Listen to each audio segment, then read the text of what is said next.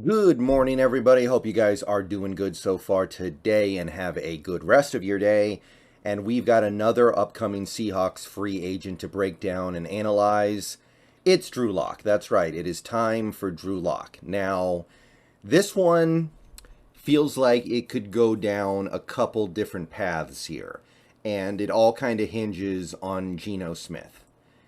If the Seahawks keep Geno Smith for at least one more year, it would probably be a multi-year commitment, but at least one more year, then Drew Lock is coming back to be a backup, and he's going to be looking for backup type money. However, if the Seahawks decide we're going to trade Geno, we're going to let Geno go, and we're either going to just roll into the season with Drew Lock as the nominal starter or draft a rookie who will compete with Drew Lock, then I think that changes things a little bit. So we need the Geno domino to fall before we know what's going on with Lock, because you know that if Drew Lock believes that he at least has a chance or is likely to be the starter week one for the Seahawks, he's going to want a little more money. That's basically what happened with Geno Smith last year. If he had been signing on with the Seahawks knowing he was going to be Wilson's backup, he would have been asking for a lot less than what he ended up getting, because by the time he signed that deal, he knew he was at least going to compete for the starting job. So we need to know what are the odds of Drew Lock being the starter in 2023 before we really know what he's going to ask for. But let's assume that he's going to be looking for decent backup type money. So we got to compare him to other quarterbacks who are, I don't want to call Drew Lock a high-end starter, but that's kind of what he would be looking for, right? Because as much as he hasn't played that well in the NFL yet, Drew Lock has a big arm. He's got some draft pedigree. He was a second-round pick. He's had some positive moments in this league. And in theory, he has spent the last year sitting on the bench, not playing, studying under Geno Smith, studying under Shane Waldron, and figuring some of the stuff out that was holding him back his first few years in the league. So just to give you an idea of what we're looking with here, Drew Lock, most of the games he played were in 2020. It wasn't very good. His QB rating was like 75. He threw way too many interceptions, bad decision making, bad footwork, but he had a big arm. He did make some big plays. He is capable of some good things in this league, but it just simply hasn't manifested yet. The best football he ever played by far was those 5 games he played in as a rookie, when he actually went 4-1, had good numbers, and at this point looked like a potential future franchise quarterback.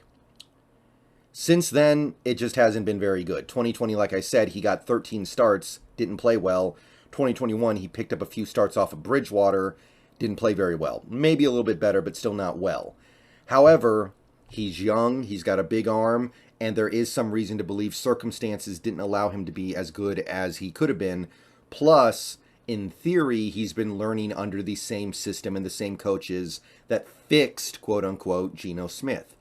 So there is going to be some interest here. So let's take a look at these quarterbacks here. Let's sort by average annual value, like we always do, and let's blow right past all these guys that Drew Lock is not in the same stratosphere as. I don't think I need to tell you guys why. We're going to blow past all these guys on rookie deals because those are meaningless, and our first stop is going to be Mitch Trubisky. Now, this is an interesting one, right? Because Mitch Trubisky is an example of a not very good quarterback who signs on knowing he's going to have an opportunity to start. So, Trubisky, I mean, he's kind of like the rich man's Drew Lock, right? In some ways. He was somebody who was drafted high. He was much higher than Drew Lock. He's somebody who's had some pretty good moments in the NFL. He's had more good moments than Drew Lock. But overall, he's not that good. He hasn't been that impressive. And ultimately, there's a reason why the Bears did not give him a second contract. It's like the rich man's version of Drew Lock, almost. And then he went to Buffalo and barely played for a full year, learning under Josh Allen and Brian DeBole. So theoretically, you were getting the best version of Trubisky when you signed him last offseason. And when you add that to the fact that Pittsburgh signed him intending him to at least have a chance to start, it kind of makes sense why they gave him more than $7 million a year.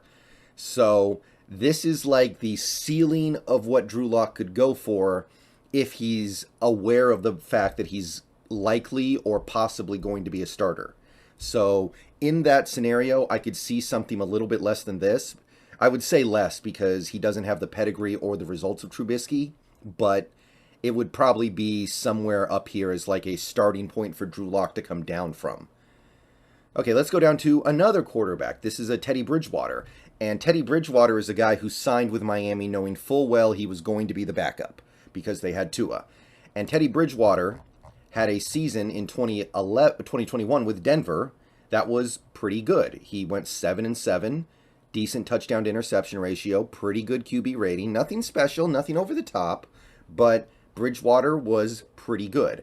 And he was deemed not quite good enough to be a starter in the NFL, but he was good enough to be a high-end backup. Miami needed a high-end backup because they didn't know what was going on with Tua, so they gave Bridgewater $6.5 million.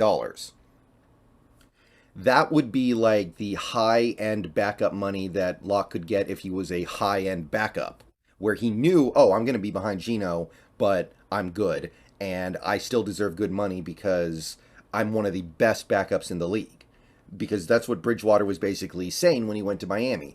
I may be your backup, but I'm a high-end backup and you may need me. And of course, as it turns out, Miami did. Now, we're not with Drew Lock yet. We're not there yet.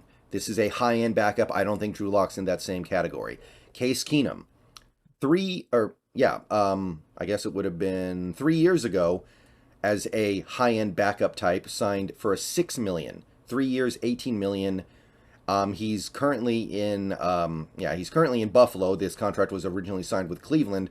Either way, if you look at 2019, what Case Keenum did with Washington, he played about half the season, put up okay numbers, nothing over the top, but QB rating of 91, 11 touchdowns, 5 interceptions.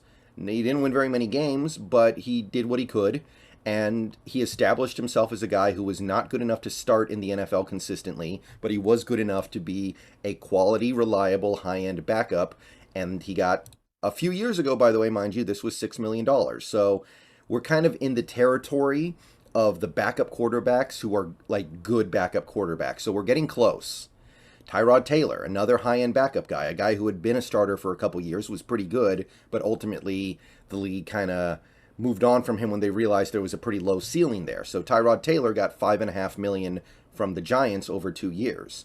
And what did he do in 2011 to earn that money? I mean, played 6 games for Houston, was okay, turned the ball over too much, which is not like T-Mobile at all. T-Mobile, his modus operandi is typically low turnovers, but played okay football, and he had a long track record of pretty decent NFL success to fall back on. He was successful with Buffalo for a few years there. He had some decent moments as a backup with the Cleveland Browns and the Los Angeles Chargers. Nothing over the top, of course, but I don't think we're quite there yet, but we're getting very close, I would say. Remember, Tyrod Taylor was an older player when he signed this deal. You knew he was going to keep diminishing. Drew Lock is a young player. He's probably got his best days in front of him. Okay, now we have Mason Rudolph, who gets 1 year, $5 million.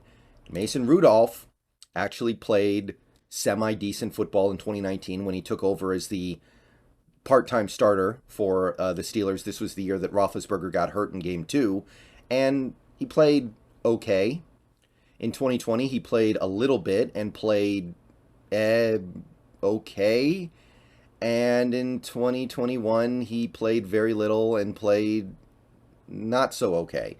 But no matter how you really want to slice it, Mason Rudolph has probably done about as much in this league as Drew Lock has. So we're in the right territory now with this 1 year, $5 million number.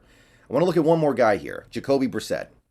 Because I believe when the Browns signed Brissett, they thought he was going to be a pure backup. They thought he was going to be a high-end pure backup to Watson, and then Watson got his suspension increased, and he ended up starting most of the year. So Jacoby Brissett, you take a look at it, what did he do in 2011? He actually played a good amount for the Miami Dolphins, and he played It was not really any better than what Drew Lock has given you in his career, right? So QB rating of 78, 5 touchdowns, 4 interceptions, mediocre QB completion percentage. Not a whole lot in his track record that says he's that much better than this.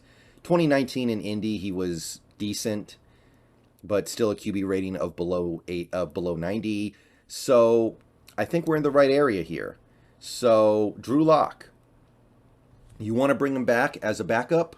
I think this is roughly what you're looking at. You're going to look at something, the floor is going to be like 1 year, $4.5 million. I don't see how he gets less than what Jacoby Brissett got. The only reason why he would is because Drew Lock literally did not play a snap last year and lost the job to Geno Smith. But now we can look at that and say, hey, Geno ended up being good. So that's not even really a knock against Drew Lock. A lot of quarterbacks would have lost their starting job to Geno the way Geno played last year. So I think it makes sense to say he belongs in that Jacoby Brissett, Mason Rudolph type territory. I don't think he's quite up here with the Teddy Bridgewaters or, well, this is an older contract, but Case Keenum. I think you are looking at something in that area of $4.5 to $5 million.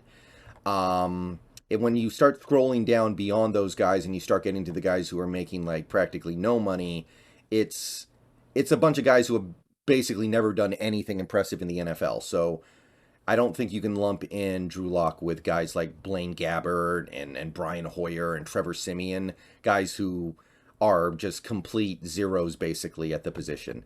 So that's my guess. Drew Lock is going to be looking for something around 1 year, 4.5 to 1 year, 5.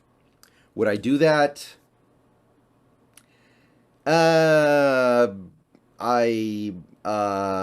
Sure, I guess. No. I don't know. I'm pretty indifferent to this one, guys. I'm pretty indifferent to it. I'm not going to be upset if we do it because I do know there's some potential there and you do need a backup. But you can draft a rookie who's probably got his own potential. He's probably got some pretty decent potential himself and is going to be a decent amount cheaper and is going to be under contract longer. So I'm leaning no, but I'm not completely against it. All right, see you guys later. Go Hawks. Let me know what you think down below about Drew Lock.